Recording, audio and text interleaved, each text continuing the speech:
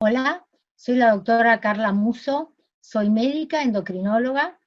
soy coordinadora de diabetes de la Fundación Favaloro y médica del staff del Hospital Milstein del sector de endocrinología y diabetes. Hoy voy a hablar del papel de los inhibidores del CGLT2 y de los agonistas del receptor de GLP-1 en pacientes con diabetes de alto riesgo cardiovascular. Vamos a tener en cuenta la asociación que hay entre diabetes y enfermedad cardiovascular, y podemos ver en este trabajo de 1933, donde ya se hablaba del aumento de la enfermedad aterosclerótica en personas con diabetes. Así también los resultados del estudio Framingham en 1979 demostraron la asociación de enfermedad cardiovascular y diabetes, donde aumentaba la incidencia de insuficiencia cardíaca. Así también en el estudio Framingham en 1979 podemos ver cómo aumentaba la prevalencia de insuficiencia cardíaca en personas con diabetes, siendo esto más elevado en mujeres. También tenemos que tener en cuenta la asociación de enfermedad y de obesidad en personas con diabetes, donde vamos a ver que esto va a provocar alteraciones y cambios epigenéticos que van a ser heredados por la descendencia y va a llevar a esta descendencia a tener también mayor prevalencia de enfermedad cardiovascular y de obesidad, así como también de diabetes. Si vamos a ver los mecanismos de asociación de diabetes y enfermedad cardiovascular, vamos a tener que esta situación de hiperglucemia va a desencadenar procesos inflamatorios que van a llevar al daño endotelial y a la disfunción endotelial, como a la inflamación vascular. De esta manera, tanto la diabetes, la hiperglucemia, como la insulinoresistencia van a llevar a la inflamación del endotelio, provocando depósito y formación de placas que son placas vulnerables, son más vulnerables en personas con diabetes. Esta misma infiltración, tanto de la insulinoresistencia, la hiperglucemia, la lipotoxicidad y el hiperinsulinismo, va a llevar a la cardiomiopatía diabética. Entonces, tenemos que tener en cuenta esta asociación bidireccional entre la diabetes y la insuficiencia cardíaca, donde sabemos que los pacientes con insuficiencia cardíaca van a tener una prevalencia mayor de diabetes, así como también, si vemos pacientes hospitalizados por insuficiencia cardíaca, el 40% van a tener diagnóstico de diabetes. Es así que la insulinoresistencia, que implica este aumento de ácidos grasos circulantes que se van a depositar en órganos ectópicos, como sabemos en el hígado, en el endotelio, en el músculo, también lo van a hacer a nivel del páncreas y por supuesto a nivel cardíaco, generando la enfermedad cardiovascular que caracteriza a la persona con diabetes. Si llegamos a lo que son las guías que seguimos para el tratamiento de nuestros pacientes con diabetes, vamos a ver que vamos a tener como primera opción siempre los cambios en el estilo de vida y la metformina como primera opción. Y en pacientes que tienen enfermedad cardiovascular, vamos a tener la opción de elegir entre agonistas de receptor de GLP-1 cuando lo que predomina es la enfermedad aterosclerótica, o si lo que predomina es la insuficiencia cardíaca o la enfermedad renal, la elección va a ser de inhibidores de CGLT2, y esto es lo que vamos a desarrollar. Si la enfermedad predominante es enfermedad aterosclerótica, el agonista del receptor de GLP-1 sería la droga de elección, porque sabemos cómo impactan a nivel de disminuir la obesidad, actuando a nivel cerebral sobre el hipotálamo,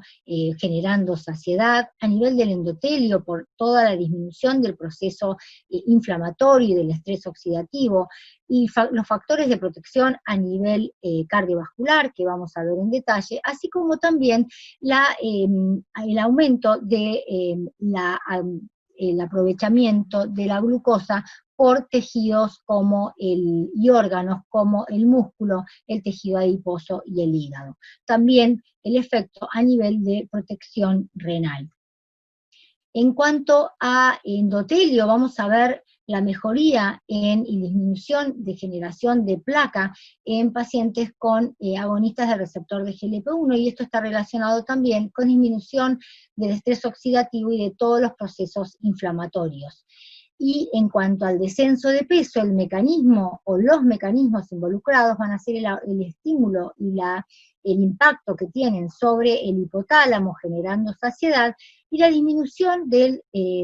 velocidad de vaciamiento gástrico que va a generar saciedad en el paciente. Estos mecanismos interactúan y van a llevar al paciente al descenso de peso. Sabemos la importancia que tiene la obesidad en el riesgo y la enfermedad cardiovascular, porque sabemos que las alteraciones hemodinámicas como consecuencia de la acumulación excesiva del tejido adiposo van a traer tanto efectos en la morfología cardíaca como en la función ventricular. Es así que esto va a depender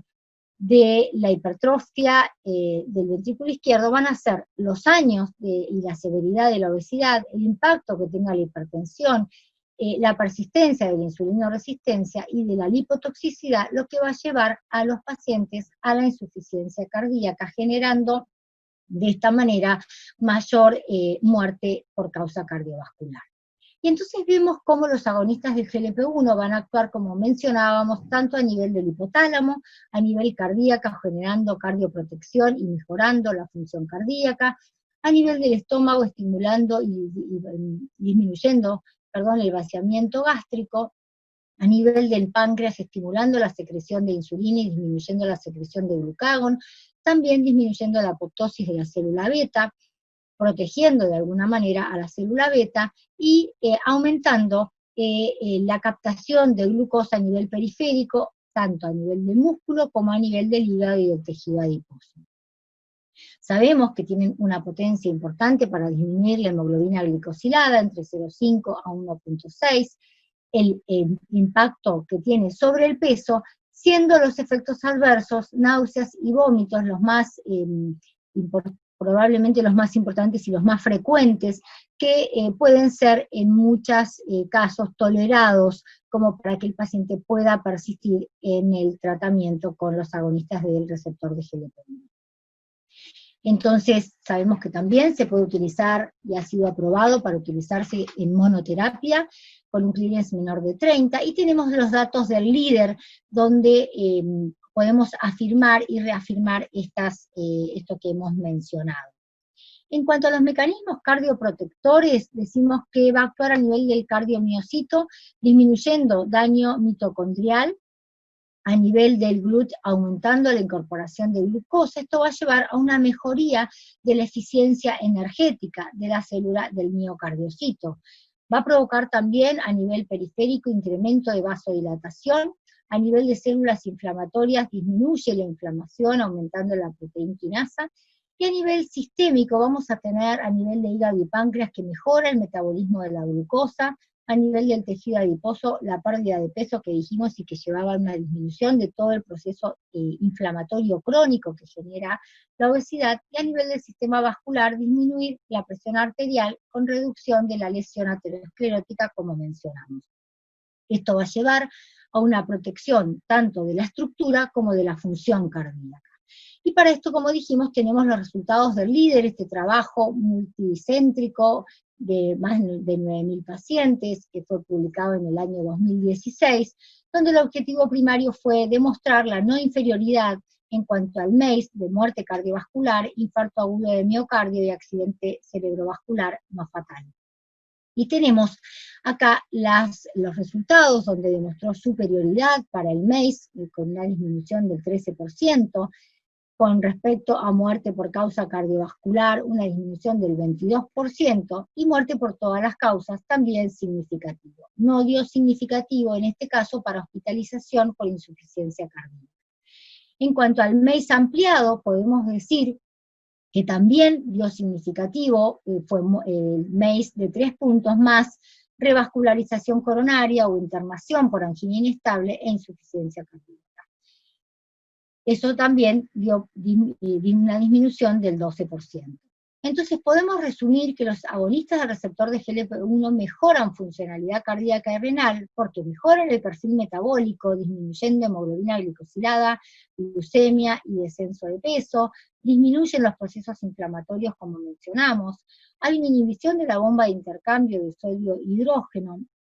reducción de la aterosclerosis y de la formación de placa, mejorando vasodilatación con disminución de TA, disminuyendo grasa epicárdica y mejorando la esteatosis hepática, que esto ha sido demostrado por varios estudios también. Entonces, decimos que tiene un impacto tanto en enfermedad cardiovascular como en obesidad, y esto fue demostrado no solo en el LEADER, sino en otros estudios como el SUSTAIN, el HARMONY, el PIONEER y el REWIND. En cuanto a lo que dicen las guías con los inhibidores de SGLT2, podemos decir que si predomina la insuficiencia cardíaca o la enfermedad renal, serían las drogas de elección, porque van a actuar a nivel cardiovascular, mejorando el remodelado cardíaco, a nivel de la modificación, regulando líquido intersticial, intravascular, y con una disminución de la bomba de sodio, intercambio de sodio-hidrógeno, que va a mejorar la insuficiencia cardíaca. También no podemos dejar de mencionar la importancia que tiene la nefroprotección de estas drogas, provocando una vasoconstricción de la arteriola aferente, con una vasodilatación de la arteriola eferente. Esto va a llevar a una disminución de la presión intraglomerular, con protección del riñón y, por supuesto, disminución de albuminuria. Esto fue demostrado en varios estudios también, como el EMPA-REG, que vamos a dar en detalle, también el CANVAS, el DECLARE, y prontamente tendremos los resultados del VERTIS con el ertugricin. Entonces también podemos decir que hubo una modificación, esto es uno de los mecanismos que también se proponen, este cambio de combustible que generan los inhibidores de SGLT2, aumentando la utilización de los ácidos grasos, de los cuerpos cetónicos y de aminoácidos, mejorando de esta manera la funcionalidad. En cuanto al estudio que les mencionaba, el EMPA-REG, este estudio multicéntrico de más de 7.000 pacientes, donde el objetivo primario también fue el MACE de 3 puntos, y el secundario, la hospitalización por angina inestable. Vamos a ver en los resultados cómo el MACE de 3 puntos tuvo una disminución del 14%, la mejoría por causa cardiovascular con una disminución del 38%, siendo por supuesto claramente significativo, la mejoría de muerte por cualquier causa, una disminución del 32%, y la hospitalización por falla cardíaca con una disminución del 35%. Y podemos ver que estos efectos y esta modificación en las curvas fue muy temprano, y esto se debe a que lo que se modificaron fueron básicamente estos cambios hemodinámicos a los que nos referimos. Podemos resumir entonces que los inhibidores de SGLT2 van a actuar disminuyendo volumen, mejorando el metabolismo y mejorando el metabolismo también del sodio, provocando, como mencionábamos, glucosuria y natriuresis. Esto va a llevar a una disminución de arritmias en cuanto a la cardioprotección, tanto cardíaca como renal, el aumento de la función cardíaca, con disminución de precarga, poscarga y mejorando la eficiencia del funcionamiento cardíaco, mejorando integridad de la pared arterial, disminuyendo la presión glomerular y disminuyendo la albuminuria, como fue mencionado. Como conclusión de esto, tenemos que los resultados que dieron estos estudios fue disminución de muerte por causa cardiovascular, por insuficiencia cardíaca y por eventos renales. Entonces podemos decir que los inhibidores de SGLT2 deberían ser utilizados en pacientes con diabetes, con enfermedad cardiovascular,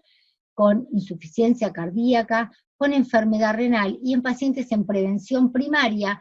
también con pacientes con factores de riesgo.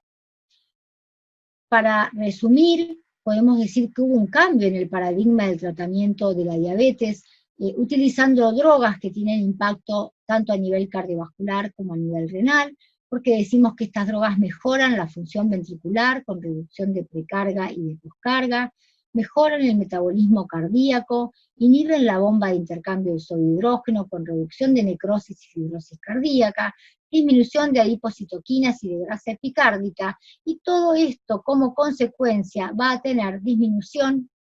de muerte cardiovascular, del riesgo cardiovascular y de la hospitalización por insuficiencia cardíaca.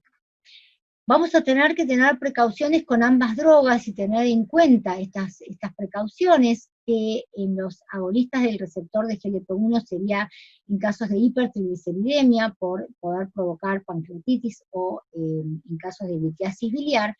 Y en cuanto a los inhibidores de SGLT2, evaluar electrolitos y función renal previamente, considerar reducir diuréticos o antihipertensivos, porque sabemos que van a tener un efecto y esto puede potenciarse, y tener una disminución demasiado abrupta de la presión arterial.